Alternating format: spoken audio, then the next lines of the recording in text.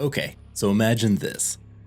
Buried deep inside a mountain in the Arctic, there's a vault, a real one, designed to outlive war, famine, climate collapse, maybe even nuclear winter. But what's inside this vault?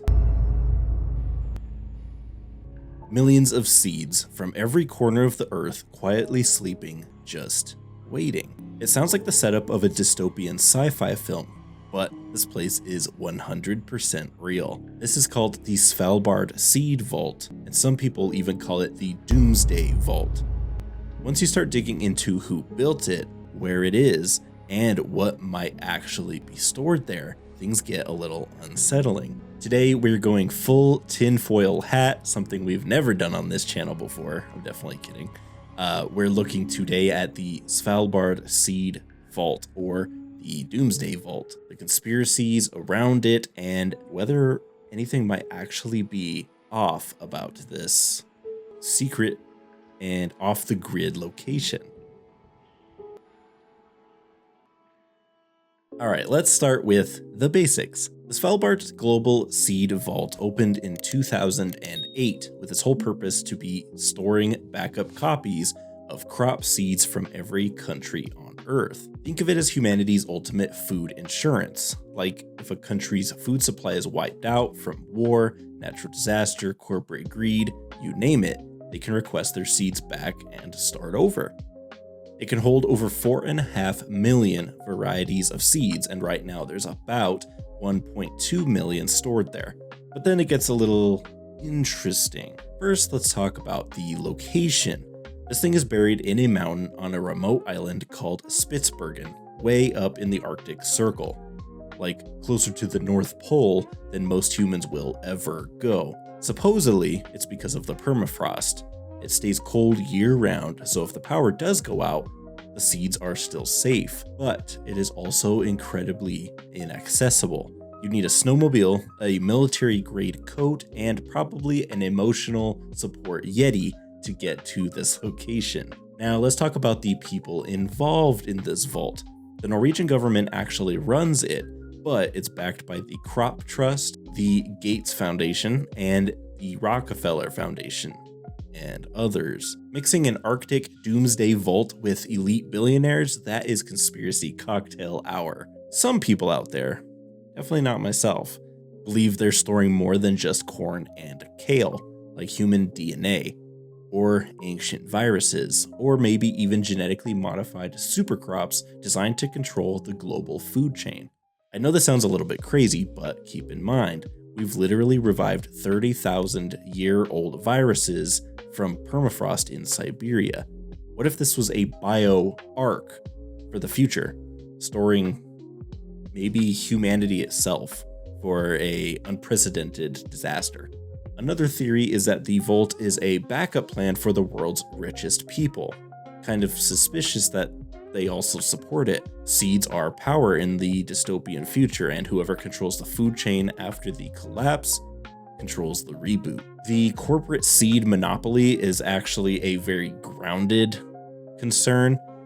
Some fear that the vault gives corporations, especially biotech giants, Monsanto, to just name one, the grip on global agriculture. If they hold the pure seeds while selling modified ones, which 100% we eat modified food constantly, who actually would control the food freedom? Seed patenting is already a problem, so the idea that the vault would be a central hub for that kind of control, not really all that out there. Okay, let's take off the tinfoil hat for a second. The seed vault is real. It's public knowledge, and countries voluntarily send their own seeds to be stored there. Even after their seeds are sent there, they still retain ownership over them.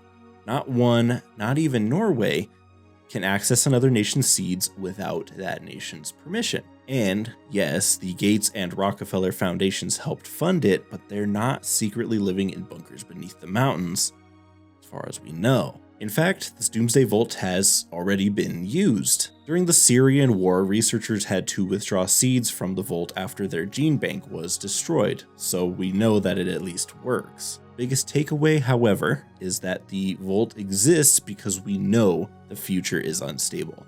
climate change, soil collapse, war, all real threats to our food supply. So while it looks creepy, sounds creepy, it actually is kind of quite a hopeful prospect. I think that it's the best site in the world to store safety this material, because if we shall have a problem with the climate change, here the problem is less. If we have additional problems, war or funds cut, if you have here a copy, we can restart to cultivate this material in the original country.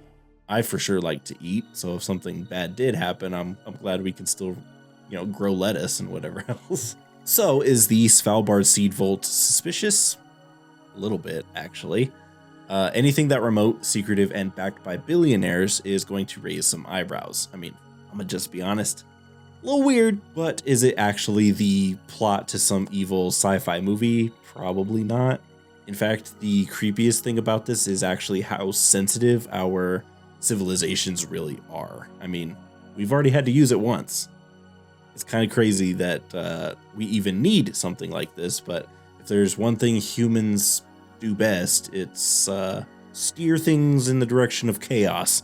The actual scariest part, though, I think, is that we're not saving seeds for some kind of disaster. It's that we already are planning for that disaster. We already know as humans, something is coming, whether we cause it or not. We have to prepare. We already know it's out there. And I think that's the creepier part about this vault. I think that's what makes it so scary, is that it really puts it into reality, I guess, that something bad can and will happen eventually, and hopefully this thing will survive and in turn help humanity survive. This video was actually recorded. It was the second video I ever filmed for this channel, but I had my original mic and all of my original setup, and it was a basically unusable video. So here we are circling back quite a while later, but I think it's gonna be a much better video for you guys now, thank God. So anyways, thank you so much for watching. Drop your theories in the comments below, because literally I read all of them and I want to know what you guys think about this Doomsday Vault. But without further ado, stay vigilant, ask the questions we're not supposed to ask, say thank you to Alexa, drink water, be safe, and I will see you in the next video. There's no sign